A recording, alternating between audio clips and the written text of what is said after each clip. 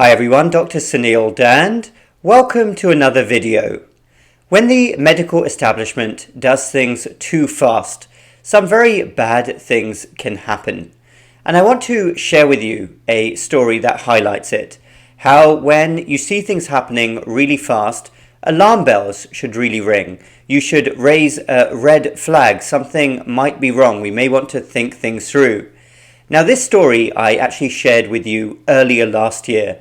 Many of you may not have seen the video, so I'm sharing the story with you again, an example from my own career. Back when I was a medical intern during my residency training, this was in Baltimore, Maryland, I remember that there was this massive push in hospitalized patients to have strict blood sugar control. And obviously this was mainly in diabetics. I remember the mantra was the blood sugar has to be between 80 and 110 in hospitalized patients. And I remember at the time attending doctors, professors were going around saying, must have strict blood sugar control. We must go around giving insulin. Nurses were going around checking frequent blood sugars, administering insulin to patients. And I thought to myself, wow, this seems really aggressive. But that seems to be what everyone wants to do. This seems to be a national policy which is rolling out. I even remember there were posters on the wall saying, have you checked your patient's blood sugar? It has to be between 80 and 110. I did start to question this, and I remember some people saying to me, this is crazy. You shouldn't question this. It's obvious that you need strict blood sugar control. And I was thinking to myself, no, this just seems overly aggressive. Have we really thought it through? And it felt like a David versus Goliath situation. But I persisted and I kept asking questions and I dug into why are we doing this? And it was all apparently based on a study which was published in a major premier medical journal at the time, the New England Journal of Medicine. It's sadly not anymore. It's become a political journal now, more of a political journal. But back then it was a major respected medical journal. And they published a study showing that in surgical ICU patients who had strict blood sugar control did better. I don't think it was by a huge amount, but they did better.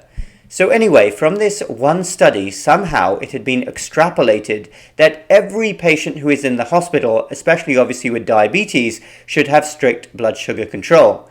So I thought to myself, I will study this myself.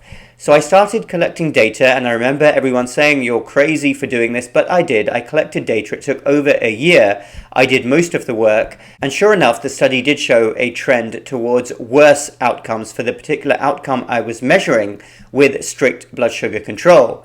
So I presented my findings at a local academic meeting, a large academic meeting. And I ended up winning a prize for it. Actually, we beat our local rivals, Johns Hopkins, which was one of the proudest moments of my career.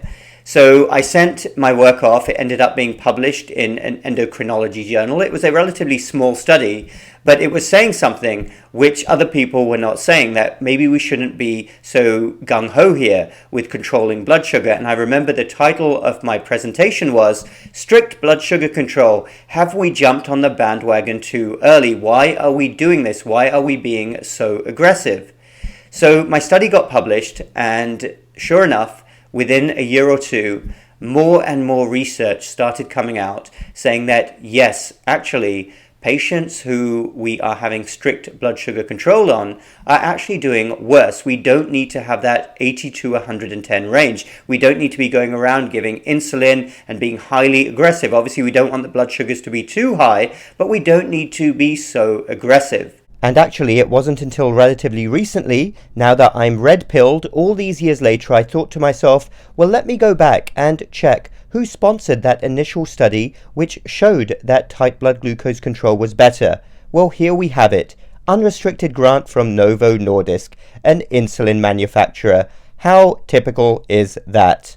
So anyway, the policies then changed all across the country, and that was ditched. We no longer needed to have such strict blood sugar control. So I tell you that story not to blow my own trumpet, or maybe I should blow my own trumpet, but I tell you the story to really highlight how these sort of things can just take a hold in medicine and be rolled out everywhere without anyone asking the basic question.